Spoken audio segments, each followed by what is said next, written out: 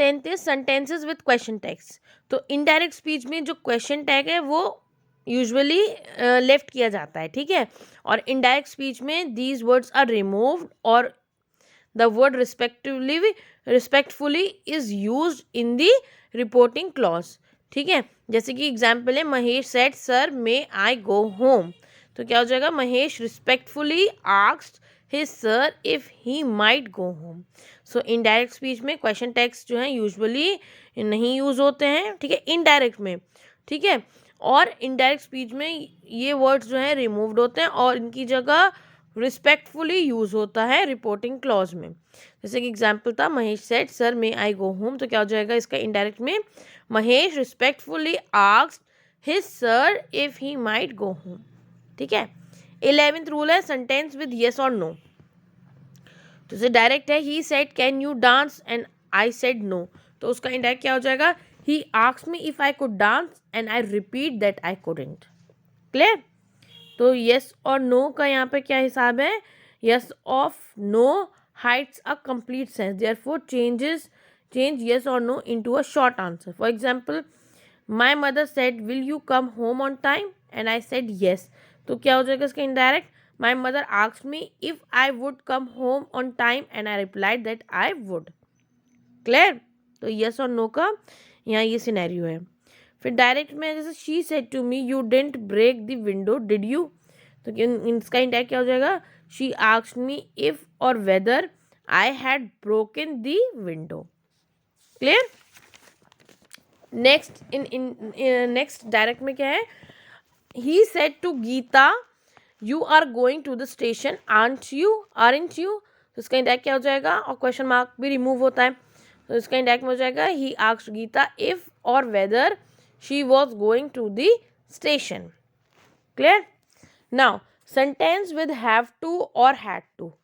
तो change have to होता है according to the rules, but change had to into had to in the indirect speech।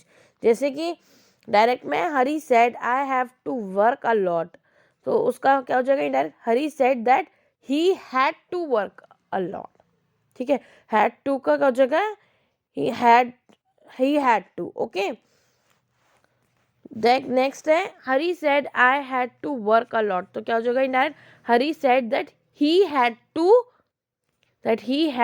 had to work a lot. Clear.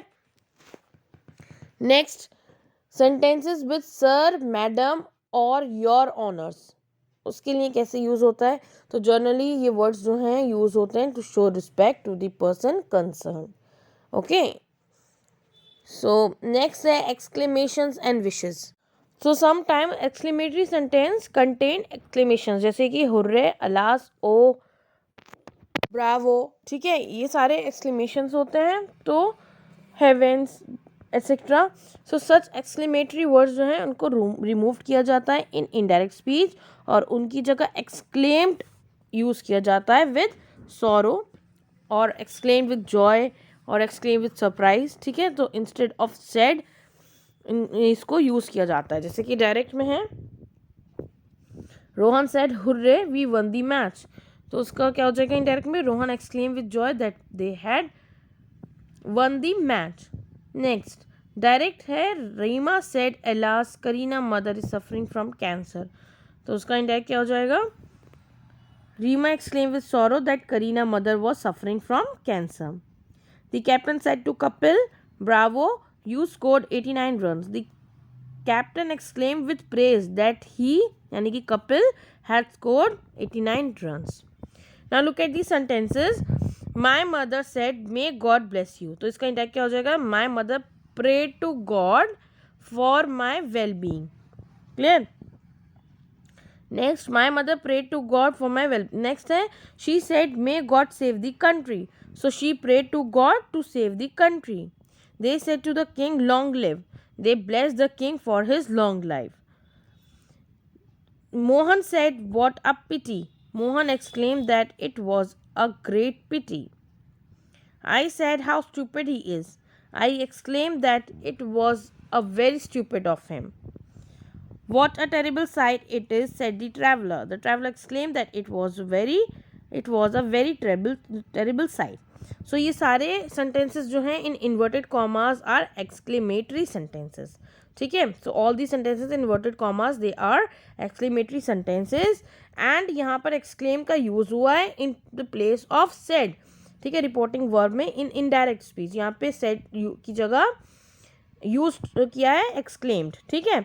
और indirect sentence में we use exclamatory sentence as statements. Okay. As statement we use indirect exclamatory. Indirect sentences में हम exclamatory sentences को use करते हैं as a statement.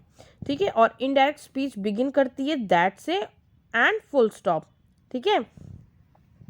और यहाँ पर क्या होता है, यूज होता and full stop is use instead of exclamation mark. Okay. Exclamation mark तो पता है ना आपको, उसकी जगह पर यूज करते हैं हम फुल स्टॉप. और इनडायरेक्ट स्पीच बिगिन करती है दैट से and full stop is use instead of exclamation mark. Exclamation mark की जगह फुल स्टॉप का यूज होता है.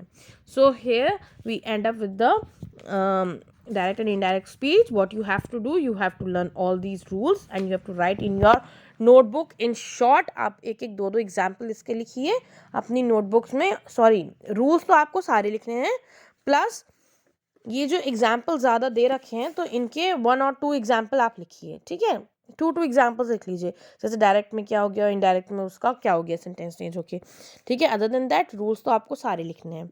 क्लियर.